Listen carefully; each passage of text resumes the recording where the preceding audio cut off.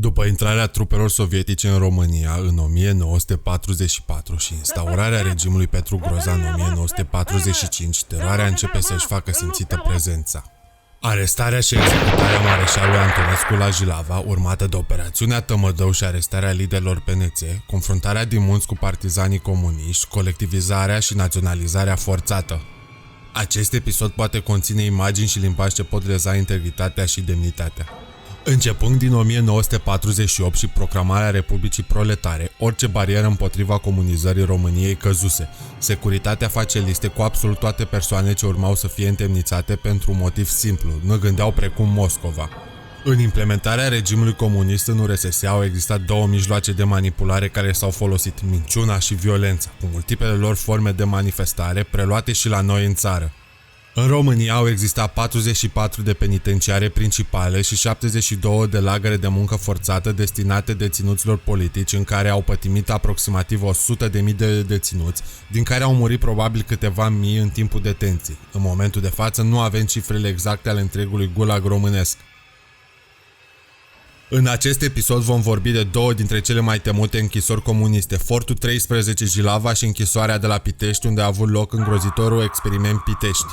Acest episod este realizat cu ajutorul Memorialului Închisorii Pitești și a Centrului de Studii în Istorie Contemporană, căreia dorim să le mulțumim și vă încurajăm să urmăriți pe Facebook și Instagram. Linkurile găsiți în descrierea videoului.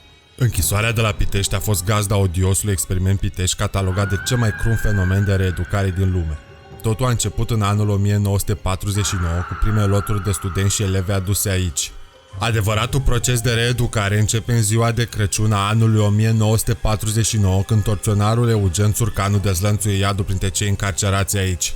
Trebuie să menționăm că toți cei sosiți aici trecuseră în prealabil prin anchetele securității, însoțite inevitabil și de violențe, dar nimic nu se putea compara cu ce au găsit la Pitești. Grotescul reeducării de la Pitești constă în dezumanizarea totală și pierderea încrederii față de cel de lângă tine, care de multe ori îți era și prieten. Era obligat să se bată între ei, acest lucru făcând parte din procesul de demascare. Adică recunoaștea lucruri pe care nu le divulgaseră în timpul interogatorilor de la securitate și ulterior construirea omului nou, Homo Sovieticus. Pe lângă aceste procedee barbare de natură fizică, mai era elementul psihic ce trebuia distrus, fibra individului. Aici intervine dorința comuniștilor de a distruge orice legătură a omului cu credința. Drept urmare, au fost înscenate momente biblice, dar într-o manieră josnică, scabroasă și grobiană. În noaptea de înviere a lui Hristos, Țurcanu i-a obligat pe deținuți să primească împărtășania. Această împărtășanie consta în mâncare de fecale de la tinetă. Un alt moment a fost noaptea de Crăciun, când deținuții au fost obligați să pună în scenă momentul nașterii lui Isus. Blasfemia însă nu se termina aici. Erau obligați să interpreteze și scena concepției. Eugen Țurcanu fiind auzit spunând: "Hai fă Mărie, futuți!" În ziua de Paști s-au colectat săpun și s-a făcut un organ de ăsta sexual, care a pus pe chiblă, sus, pe capacul de la chiblă, și făcea cu minecătură. Umilințele nu se terminau aici. Deținuții erau puși să-și facă nevoile în gamele, peste care le era turnată mâncarea și obligați să-și mănânce fecalele. Trebuia să-ți faci necesitățile, spunea față gamelă. La 12 vinea masa. Dar noi, înfometați cum eram, preferam ca nu cu ciorba aia cum era, așa, preferam să mâncăm ciorba ca ciorbă și nu cu fecalele lor. Și mâncam fecalele noi. Știm, sunt niște imagini groaznice pe care le evocăm, însă facem acest lucru deoarece trebuie să se știe, să nu se mai repete. În câteva minute nu putem să spunem întreaga oroare de la Pitești, dar încercăm să ducem către o audiență cât mai mare faptele petrecute acolo. De curând, la Memorialul Închisorii Pitești a fost pusă în scenă o piesă de teatru experimental, Pe ei, unde actorii au încercat prin cuvinte, sunet, loc și fapte să creeze o imersiune în evenimentele de acum 60 de ani, neocolind momentele sau imagine delicate care în mod normal ar fi fost cenzurate la televizor. Această libertate de expresie a creat un sentiment greu de expus, transpunând audiența în celula 4 spital de la Pitești. Pentru a fi primii care aflați când urcăm un video nou, dați subscribe canalului nostru de YouTube.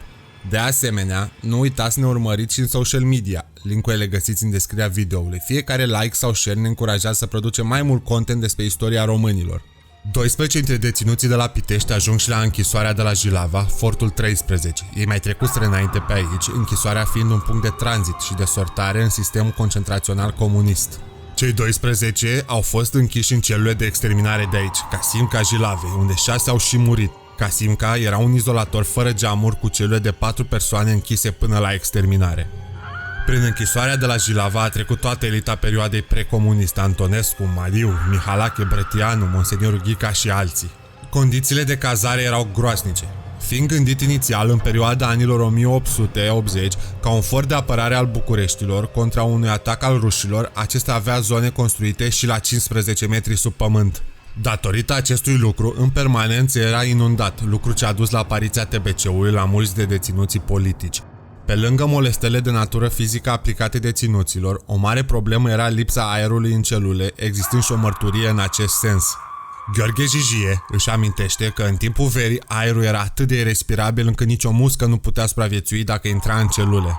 Un alt sentiment pe care îl trăiau deținuții politici era acel al patului sicriu. Priciule, practic, câteva scânduri pe post de pat erau puse atât de jos încât cel care dormea sub ele trebuia să aibă grijă cum intră, astfel le atingea cu fruntea. Astăzi, închisoarea de la Pitești este vizitabilă, fiind organizată sub forma unui memorial. În schimb, cea de la Jilava poate fi vizitată doar cu aprobare, fiind în continuare penitenciar. Vom încerca să aducem cât mai multe episoade legate de sistemul concentrațional din perioada comunistă, fie că vorbim de închisori, lagăre de muncă forțată sau zone de domiciliu forțat din Bărăgan.